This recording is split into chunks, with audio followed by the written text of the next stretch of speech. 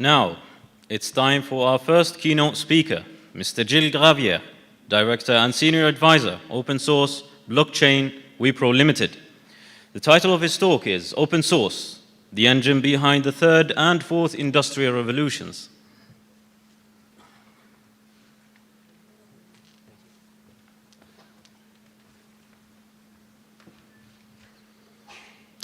So, hello everybody. Thank you very much for having invited me to speak today and tomorrow here at the event. I'm very, very impressed by the university, your organization. So, thank you very much.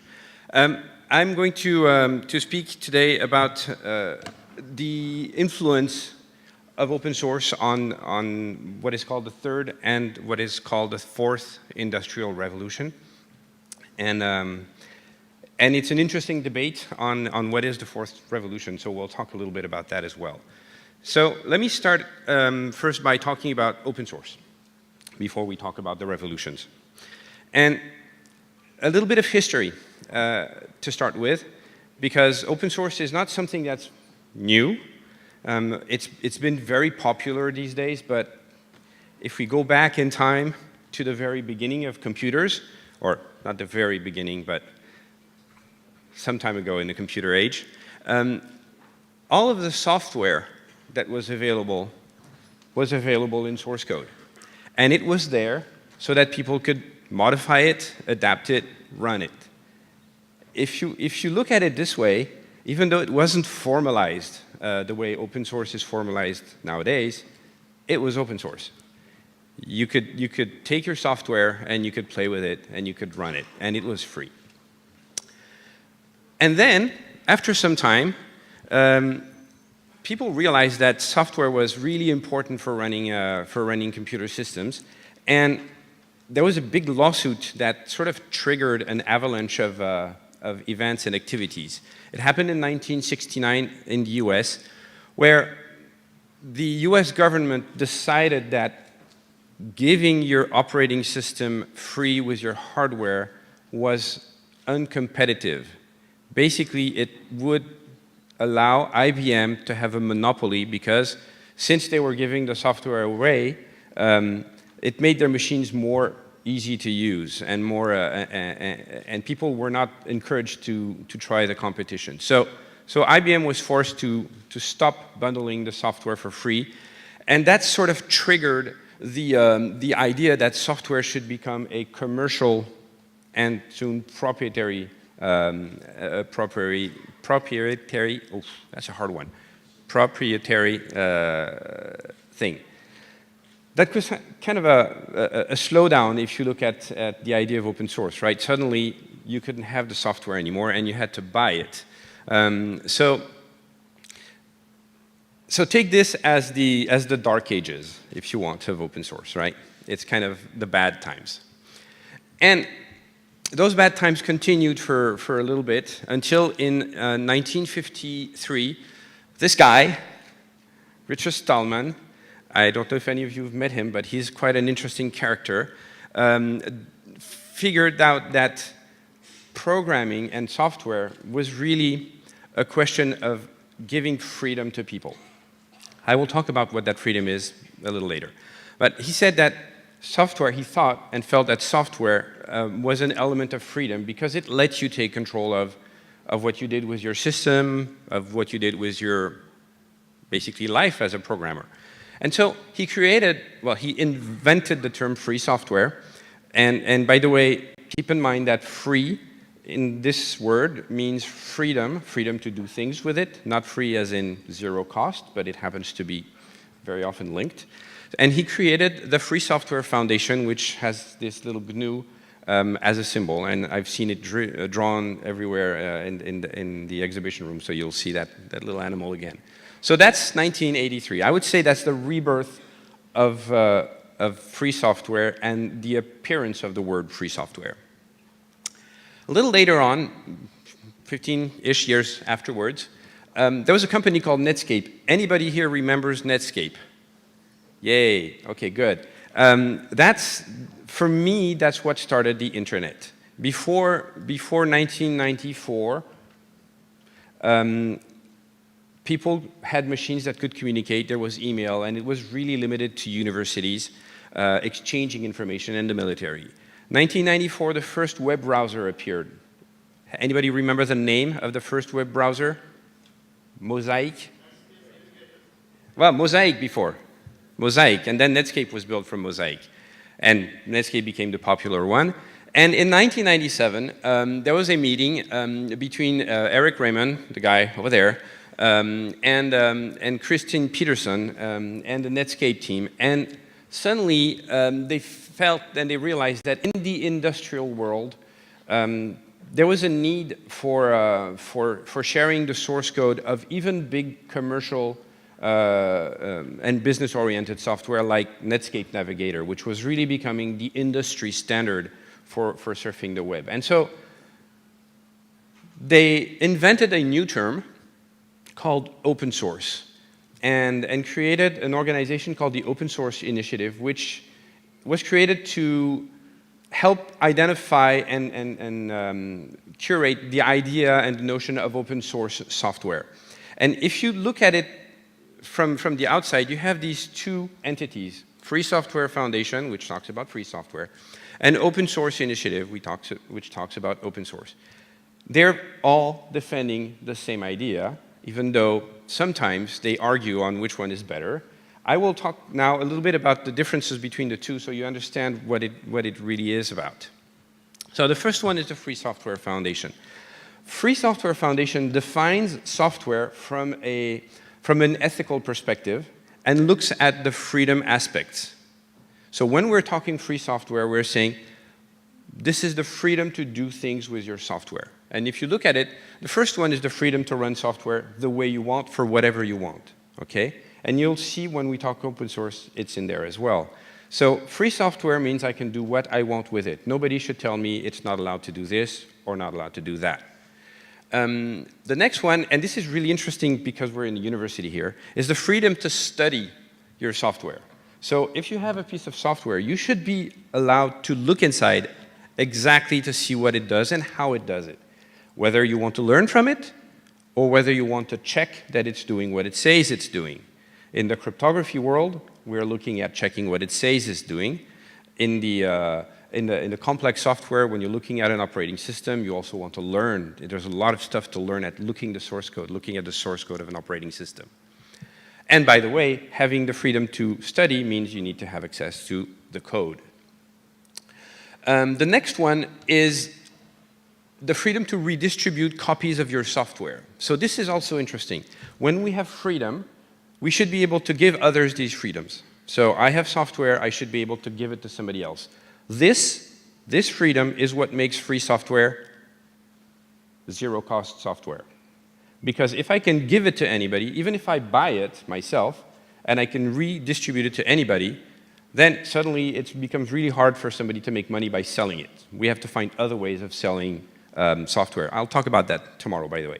So freedom to redistribute, and finally, freedom to distribute copies of your modified versions of your software. This is a really important one. When we're talking free software, you have access to code, but you're encouraged to actually modify the code to tailor it to your needs, to make it better, to make it bigger, to make it smaller, to remove things you don't like, to add things you find missing.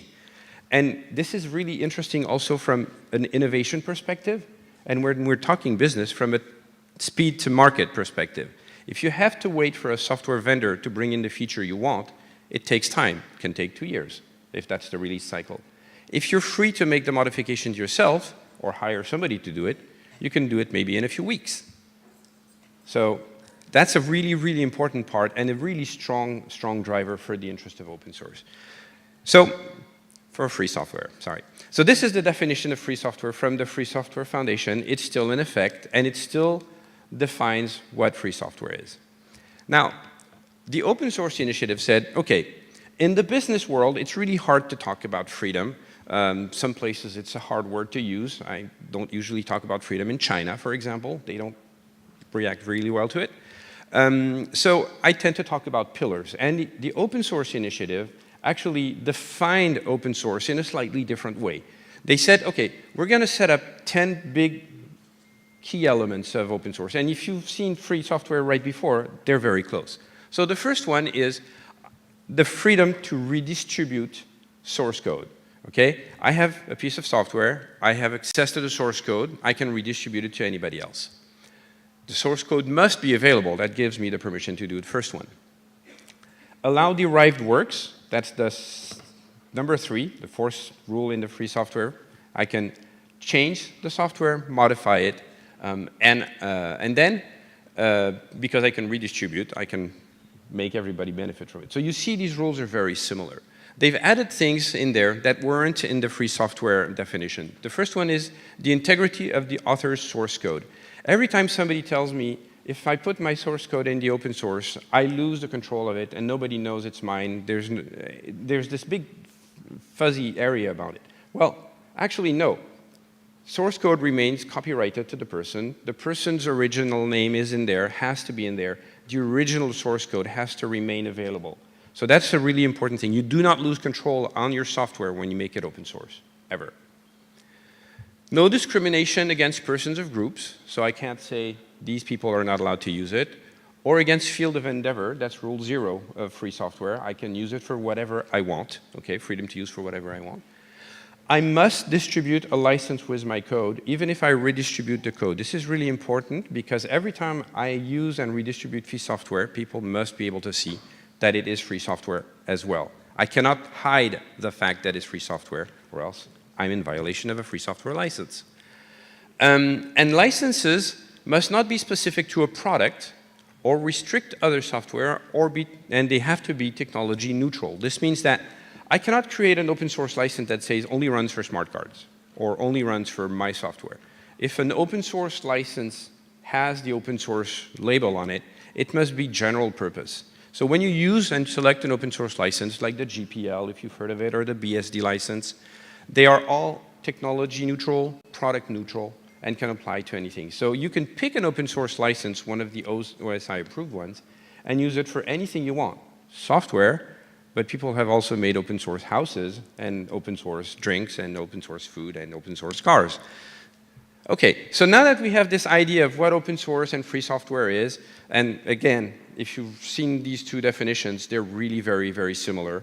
It's more of nitpicking on the definition. Let's look a little bit at how this brings to the forced revolutions. This is here a little bit of food for thought. When I talked about open source license, I like this definition.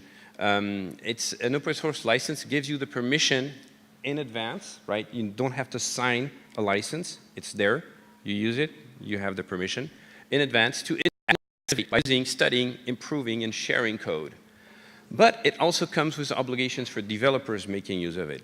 Keep in mind that where we're talking free software and open source and freedoms to do things, they come with obligations. If you modify source code of a GPL software, you have the obligation to contribute those modifications back if you distribute the source code. So it's not just a question of giving you permissions and freedom, it's also constraint of what you can do with the software, but those constraints come from the idea of making this more available to more people. So, in the 1970s, there was a change in the way the industrial world was working, and some new ways of doing things, some new technologies appeared. And after the fact, back in 2011, a person called Jeremy Rifkin coined a term. He called what happened in the 1970s the third industrial revolution. And basically he looked at what happened and realized that suddenly things started becoming, well, first of all, electronics became more widespread. So we've seen the gadgets, the phones, which by the way in the 1970s, phones, remember, cable, you could walk around with your phone but only a meter or two. Anybody here still have a phone with a cable? I don't, honestly I don't. Even at home it has a radio, right? Computers became suddenly more widespread. I got my first personal computer in 1977, something like that. And the first one that I bought with my own money was 1980s. It was a TRS-80. My parents sort of gone crazy because it cost more than a month's of salary. You